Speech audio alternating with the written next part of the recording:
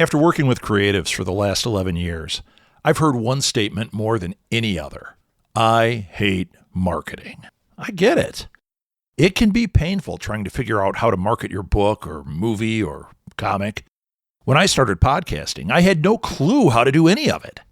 I was afraid of doing it wrong, looking like an idiot or making a marketing mistake that I could not recover from. It can be paralyzing. Sound familiar? If it does, let me see if I can help you. I got my MBA in marketing, so you don't have to. Sign up for a free session today to talk about your marketing goals and to see if we're a good fit. If nothing else, you'll get some insights that might ease your mind. Go to southgatesmallbusiness.com and sign up for a free session today.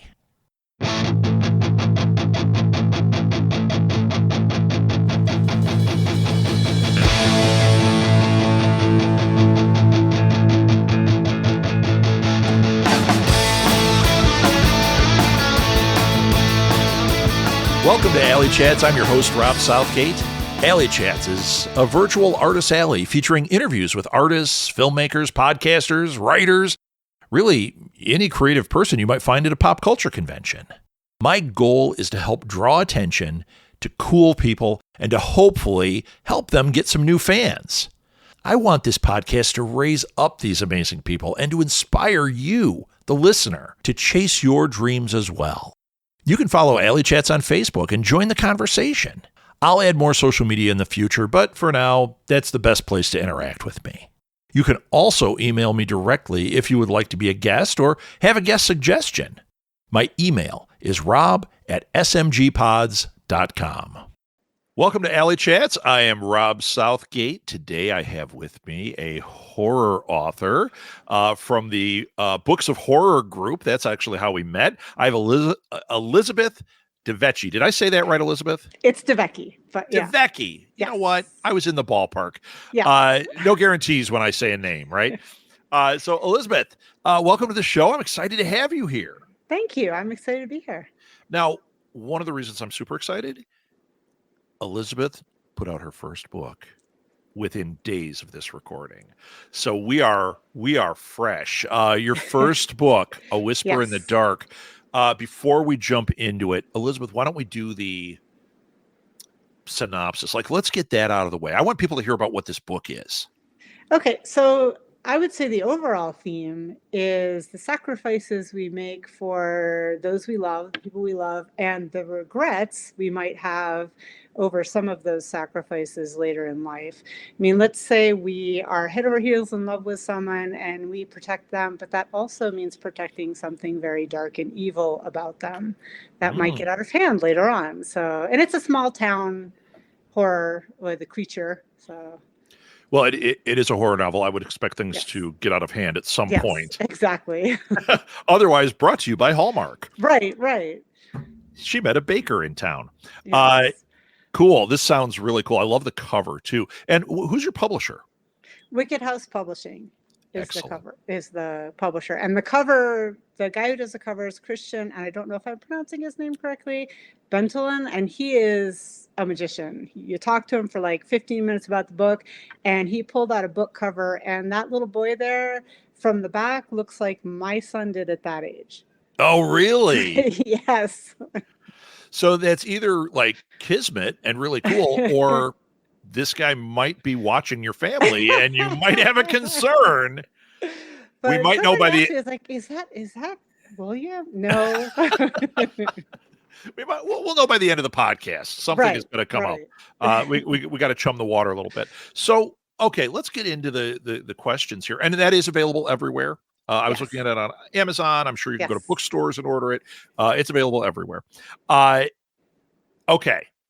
So first question I have for you is this is your first horror novel. Okay. What inspired you to become a writer? So I've always been a really avid reader and liked to write too. And I was looking back at some of the stuff I wrote as a kid and realized it's actually kind of like kiddie horror. So, at the time it seemed very innocent, this family of extended cousins whose entire family burns in a fire and they're orphans. But, looking back, that's a little dark. It's a little So dark. a little bit. And then everything got put on pause for moves and family and medical and all of that. And I was walking the dog, who's a big part of this book. In the book, his name is Alvis, but his actual name is Dante. He is my dog. Ah, I okay. was Yeah, it's him. I was walking him in our little neighborhood when we were living in Texas, and he suddenly would not go anywhere near the storm drains. I mean, he'd stop in the middle of the road with cars coming to avoid a storm drain. Oh, So, wow. yeah, he's a rescue dog, a little bit quirky. But so then I started thinking, I wonder what could be in the storm drains. And I kind of thought to myself, if I don't sit down and do this now, when am I going to do this? So I Yeah. finally just sat down and did it and wrote the book and looked for a publisher, and here we are. Wow, that is fun inspiration too. Storm drains kind of freak me out, and not just because of it. Yes. Well, that's in my head. My joke was like, oh, I guess somebody showed him the movie It when he was at the shelter, but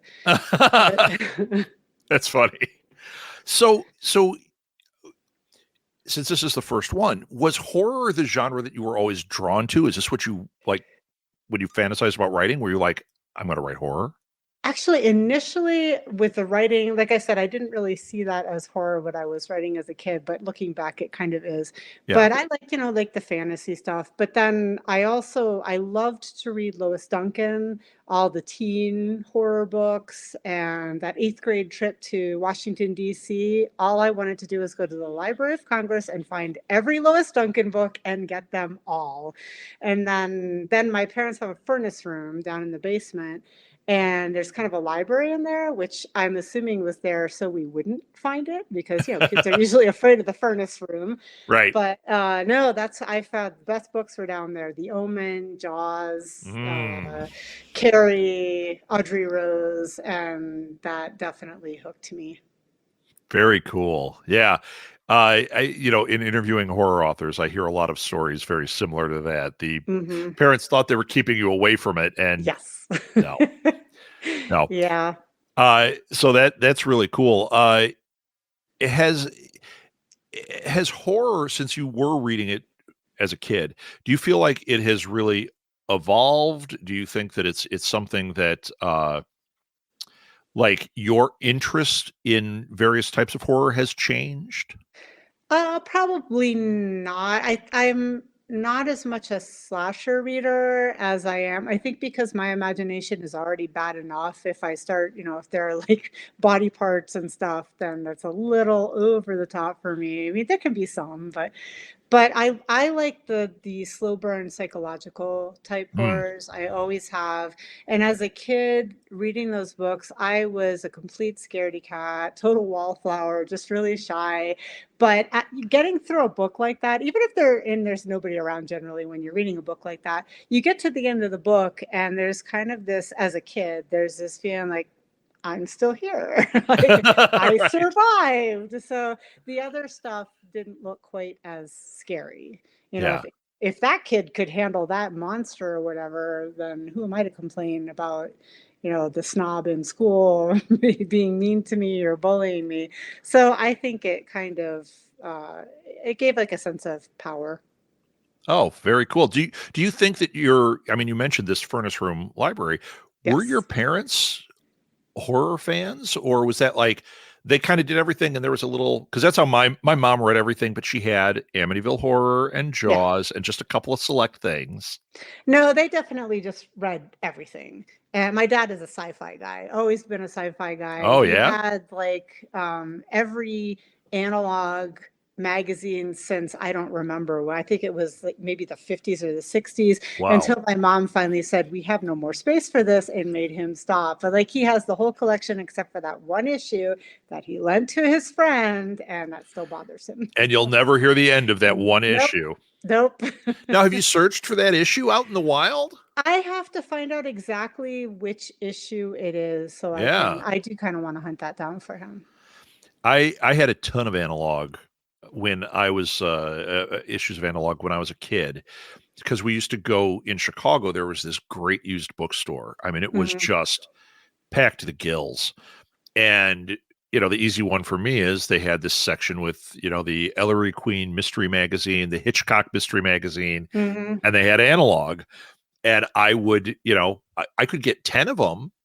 My parents would be like, oh, yeah, go ahead. They're like, 10 cents each. Yeah, Go ahead and yeah. get 10. So I had a massive collection of all three of Yes. those. I used to just absolutely love that. So I get that. I get where your dad feels that way. And you also would look at the Yes. numbers and be like, which ones are missing? How do I find this Yes. one? Yeah. Yes. So yeah, I get it. I get it. Hmm. So for you, you mentioned a couple of books. Who would you say are your, let's go with three favorite horror writers? Okay, that is impossible now because there are so many indie writers that I'm discovering, and Yeah. especially in the books of horror group and others, but there are so many out there. I can't pick three I want you to pick anymore. three. I'm going to be Oh, unkind to you. I'm going to make it easier though. The okay. first three that come into your mind right now. That makes it so if you were like, I didn't think of Damon Max, like, who cares, right?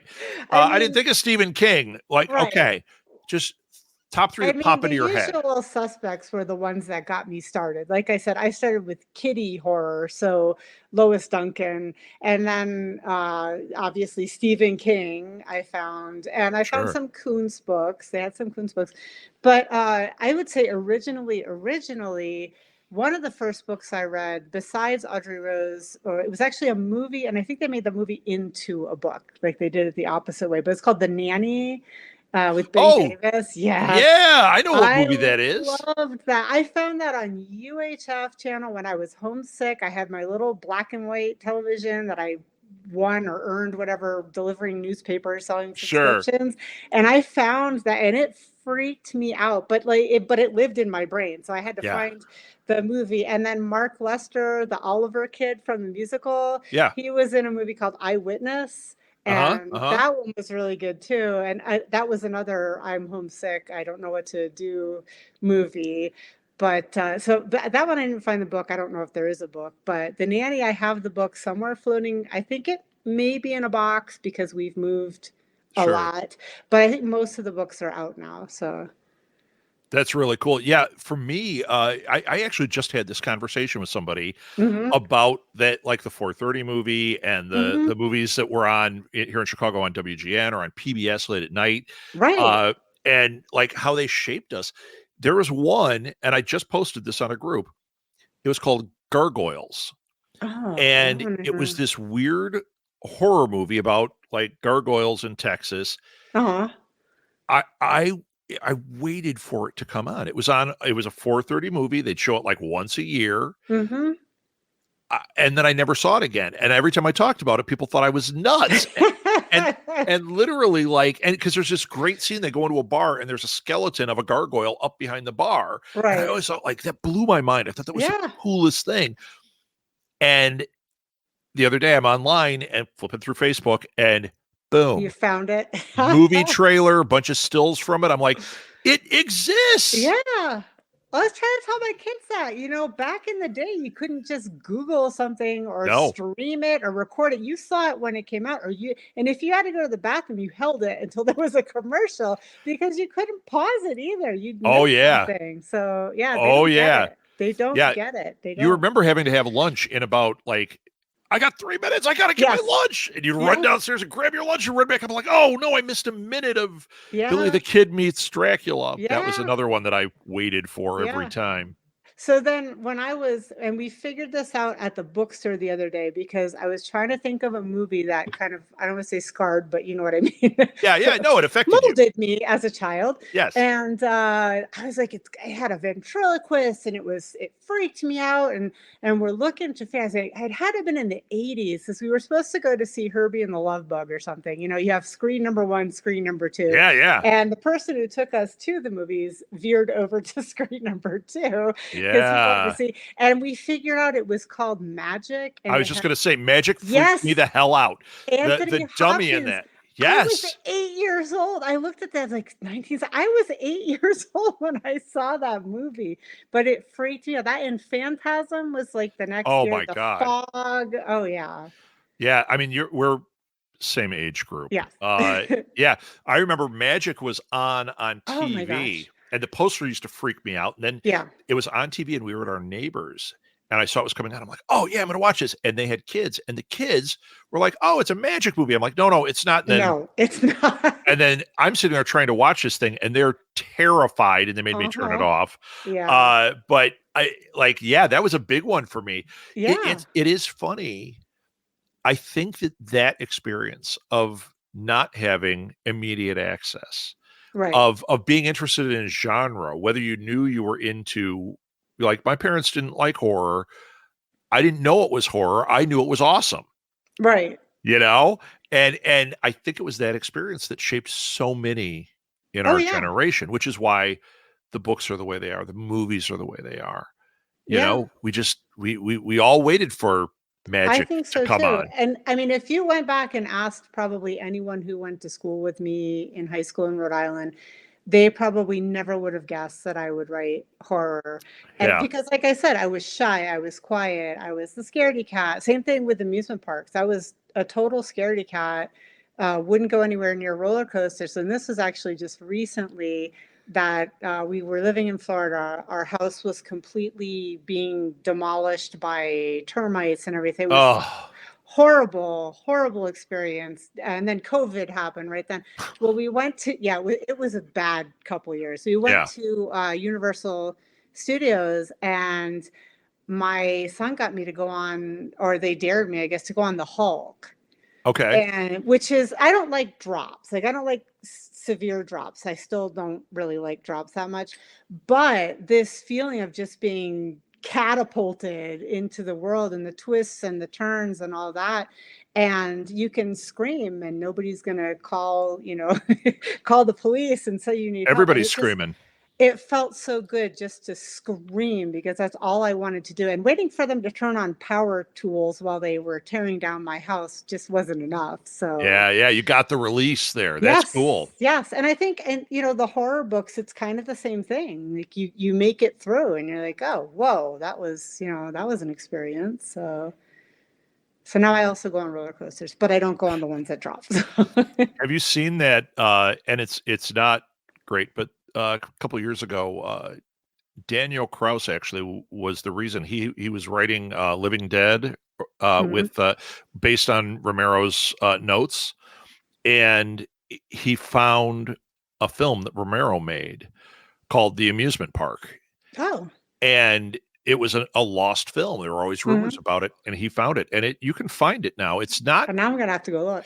it's not great, but it's so interesting to see this little glimpse of 70s amusement Right. park. And the horror he's playing with in it is really about like this elderly thing as opposed to like terror in the amusement park. It's like about Right. ageism and that. It's really wild.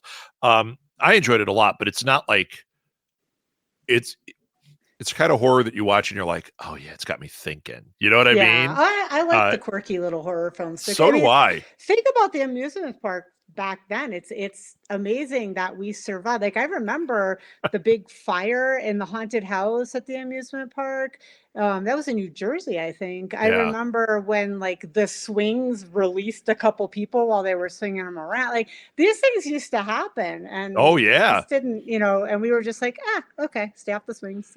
There was a picture I saw the other day, and it was because I love to look at the historical pictures and stuff, Mhm. and it said safety at amusement parks isn't quite the same in 1968, and Yeah, it was one of these lift rides, where you yeah, go over the park, and the woman's just holding her kid. yeah.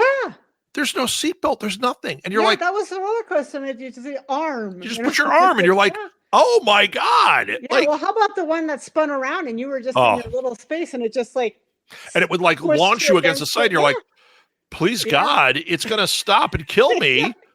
yep. My I'm kids don't get that. We've got like the cushion oh and yeah. yeah. But you know what? I would not want them to have to No. experience it. Like we have the good stories, No. we can laugh about it, but we're the ones that survive. Exactly. We And I made look it. back, I'm like, God, if my daughter got on one of those things, I would No, be no. terrified. Well, I mean, even like I was 11 years old when I started delivering the newspaper, right? So I was out at 5:30 in the morning at 11 years old by myself delivering newspapers, going Yeah. around, and I it was different times. I Yeah. can't picture my kids at 11. I wouldn't have let them because it's different times. Yep. Yep. I get it. So, okay. What do you think about how horror has horror affected that, or is it just that society has changed? I think it's more not like you hear about more of the stuff that happens. You didn't hear about it as much then. Maybe Okay. they'd take like one or two stories, like when the newspaper kid was kidnapped. That was a big one, and that probably scared me and my parents, I'm sure, because I was also a newspaper kid. Yeah. But I think we just hear about it 24/7 all the time now, and that's scary. So I guess the question, and I don't believe that that like reading a horror book causes it, but I was just Yeah. getting at that. Like, do you feel that there is some type of impact as people become more exposed? They become more aware Mhm. of the things in the world. I don't know. I don't know. I mean, I don't think I will say that I've met some slasher authors, and they are the sweetest people on the I face agree. of the earth, like teddy bears. And I'm like, how did that come out of you? Yeah. But yeah, I don't think that that affects people per se. I think there are people out there, like with stalkers, right? There's a certain amount of people out in the world that you just have to hope you don't run into. Yeah. And that's, you can't, there's nothing you can do about it. And thinking about it isn't going to, I mean, obviously you can watch for red flags, but I don't think that reading, horror novels is going to make anyone into something they weren't already if they have that tendency. Yeah, we talk about the era because once again, if we're the same age group, the era of the Satanic Panic, in D Right. and D. I was just with a friend the other day that we went to high school, and we never played together, but he played D&D in junior Hmm. high, and then I said, "Why didn't we play in high school?" And he said, "Satanic Yeah. Panic." Yeah. He said my parents were terrified, and it scared me so much. He said I stopped, and I was like, Yeah. "Wow, man!" Because he's a big player now, Yeah. but it was that, tail wags the dog thing. It's very, Yeah. very weird, It's a you know? mass panic, almost like a pack thing. Remember the Tylenol scare, the Oh, cyanide? yeah. Yeah, we couldn't go trick or treating. Well, that actually, didn't that happen in Chicago? I believe so, yeah. We had a lot of weird stuff happen in Chicago.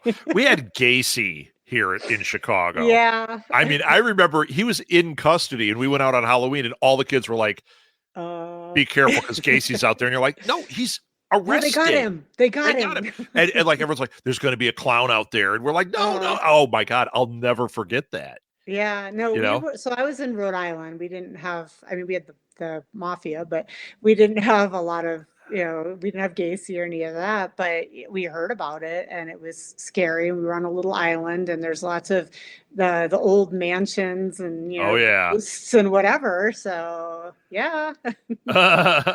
So, so did you have any being out there on Rhode Island? I know there's a lot of weird stories, a lot of weird paranormal stuff, a lot of weird. Mhm. Did you have any of those like local legends? I don't know. I mean, there were legends out in. I was on Aquidneck Island, which is kind of was in a location unto itself, and I didn't even know I lived on an island until older because I could see from my parents' room from the living room was called the Sakonnet River. Right? It's not a Okay. river. It's just where the island is closest Oh, to so the you thought it mainland. was a river, but it And was if you call actually it a river, I'm going to think it's a river, right? Until I realize, wait, we can't go anywhere without a bridge. So, yes, I grew up on the island. I had a ghost experience when I was, lay it on me. This is yeah. the So place. I think it must have been late elementary or middle school. And I was upset. We had a fight. My brother and I had a fight or something. My parents weren't home, so I just took off. And I'm wearing a nightgown. It was fairly wearing a nightgown and sneakers, and I just took off. And we were one of the first houses in the neighborhood, so there's always construction. And back in the day, we as kids, we knew every house before it was completed because we climbed all through that construction. Oh, And sure. that we explored that whole house before it had an owner. So I'm just running through the field as fast as I can, just really upset. And I felt something hook my nightgown, like stop, but I'm in a field. So it kind of hooked my nightgown. Well, my foot, like the next step would have been into where they had just dug the stairwell for the basement Oh, of the house. So, and I didn't realize that the stair, I was probably going to hide in the house or something, just waited out there till my parents got home. But I was hovering, like there was that drop, and they had just poured it. So it was basically just a drop in cement with rebar sticking out on all sides. holy So moly. there is no way. And then I just kind of crept back home silently, just scared out of my wits. And all I could think of was, how long would it have been until they found me, things like that. And I don't know what stopped me, but I was glad that it did. So Now that sounds like a great start to a story. That really yes. does. That is a scary story. Wow. No, it was. And then more recently, a friend of mine came out to help, let's say, unblock writer's block for me. So we went up to Estes Park, and we decided now I'm in Colorado. Yeah, yeah. Like, okay, we're going to go do the ghost tour at the Stanley, right? So Yep. we did the ghost tour at the Stanley, and a door actually closed, and it was creaky when it closed, and it was really kind of freaky. We're driving back, and I'm about an hour away, an hour and a half maybe, from there. So we're driving back to my place, and we're laughing about it, right? Like, ha ha ha, they probably have a spring or something like that. Well, this has never happened before. It has never happened since. But as we're laughing about the fact that they probably set up this ghost thing, my GPS went all the way back until all I was looking at was the earth. Oh, And so we kind of looked at each other like, well, that's never happened before. We kind of looked at each other and we did not mock the ghost anymore. I zoomed back in and we just kept driving. oh, those are great stories. Hmm. So what do you think makes a great horror story? What are the qualities you think it needs? I like a slow build. Like I like the characters. I want people to like the characters before stuff starts happening to them. So I like to really flesh them out, have people caring about them, and then the stuff starts happening. For me, that's a wonderful horror story. No matter who, what the monster is, if I care about the people if I'm invested, that to me is the best horror story. And something mundane, like for me, it's scarier to have evil enter a place that I could easily be in. Yeah, So if it's something that's way out in, I don't know, in the middle of outer space, it may be scary. Yes, it may be horror, but I can't picture myself there. So it isn't quite as scary to me. sure, sure. Okay, so you're newly published. You're Yes. diving in for the first time here. Is there any advice that you would give to new writers, somebody who's looking to do this or that's maybe just starting on the path? I mean, the best advice I think would be just do it, because I waited and waited and waited. I mean, I'm not saying it would have been the same writing, because as people we evolve over time. So I'm glad I started it now. I'm kind of wish I started earlier. But don't ever think it's too late, and then just write it, because one of my biggest obstacles, and I ended up getting a book called The INFJ Writer, because that's my personality type, and it was like that person had been stalking me. But don't my biggest obstacle was myself, my rethinking the things I had already written, going back every time I opened a document and trying to rework them. Just write it all down. Once you have it all out, vomit it all out on the page, then you can go back and you can change things. And one thing I like to do is I like to write the ending about mid-book, Mm, because the biggest disappointment for me is a book that I'm reading that I absolutely adore it, and then you feel like the author's like, oh crap, I really need to end this, I'm done with this book, and then yeah, just the end, and you're kind of left like, wait, what? yeah, So yeah. Yeah, or they introduce new characters in like you've got like 10 pages left and like here's a new character and they solve the problem for and you and he you're did like, it, yeah. Wait a this minute. person was never mentioned. What are you talking about? Yes, yeah, and I think that's more of a, I mean, it's fatigue. I get it. And the ending does change. Even if you write it mid-book, it's going to change, because things happen, characters go places you don't Yeah, expect. characters tell you other things. Yeah, Right, but at least if you have it fleshed out, you have kind of it's not a rush. So sure. that's what I try to do. Well, this has been fantastic, Elizabeth. So where can people interact with you? So I am on Facebook. I'm on Instagram, though my Instagram handle is a little bit different because I started writing kind of a blog just to scratch the itch, and then it suddenly had followers. And that's the moon, the sun, and little man, which are my three kids.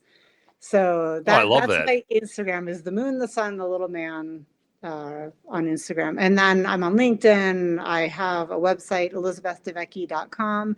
That needs some TLC because I am not a tech person, but I am trying my best to learn. Sure. So yeah, and you can also see my daughter's stuff on there. She's a upcoming filmmaker. Oh, She great. she did my book trailer. If you go onto elizabethdevecchi.com or even on the socials, you'll see the book trailer that she filmed for me with original soundtrack Wow. from a student that went with her to UNT. I think he may still be there. I think he graduates this year. But yeah, original soundtrack. She shot it with local kids in our little town here in Parker, Colorado. And so you can see her stuff too. It's pretty cool. Very cool. Yeah, and we'll put that in the show notes so Mm-hmm. people can just click on it and go to it and check stuff out. Best of luck with this. Everybody, go out and buy her book, support a new author.